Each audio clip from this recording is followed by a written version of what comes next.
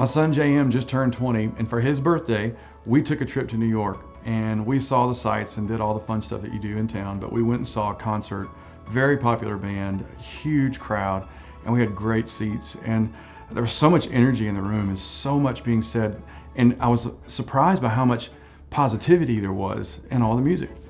And as he kept going, he got to a point where he was sharing a little bit of his story, but he said to the crowd, in love, and I could see it on his face, he said, "You feel that you're broken, but you're not." He said, "You're not broken. You're perfect just like you are." And the crowd just roared, and it was such a warm feeling in the room. And all I could think was how beautiful that moment was, but it just wasn't true. And I thought there were people out there in that room that just felt, I'm gonna be okay just like I am. And you know what? We're all broken. We're all a mess. And for some reason in our generation, we feel that we're either gonna have to tell people the truth or we're gonna love them. And to tell them the truth, we're gonna have to get in their face and tell them what they don't wanna hear.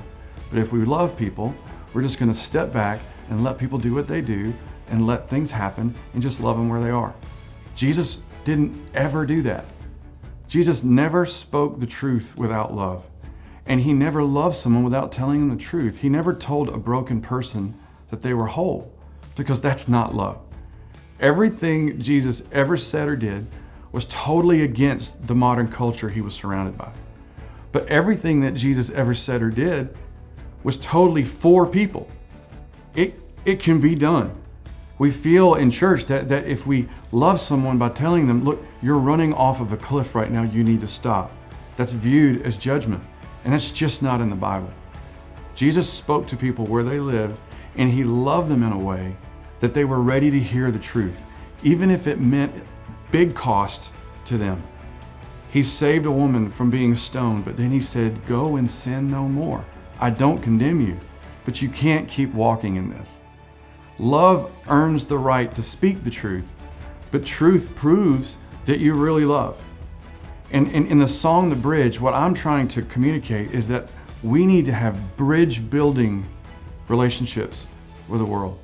I think the world has become very educated as to what the church is against, but they're not real sure what we're for. And I think most people that have a problem with God really don't have a problem with God. It's what someone at church said about God. It's what someone at church told them that God thought of them.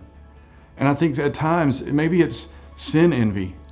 Maybe it's the fact that I can't scratch all those itches anymore, and I'm trying to follow Jesus, and they're out there, these people are out there getting to live their lives and do what they want. And it makes me mad at the world. Is it sin envy that makes me want to throw swords in the form of words and tweets at a world that's bleeding out already?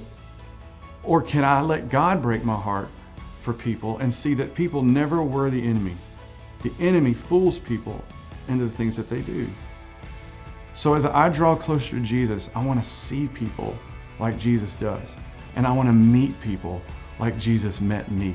And we do that by living a life that meets people where they are, loves them where they are, but speaks truth when it's time to speak truth. Your love is the bridge. No rescue so relentless. No greater love than this.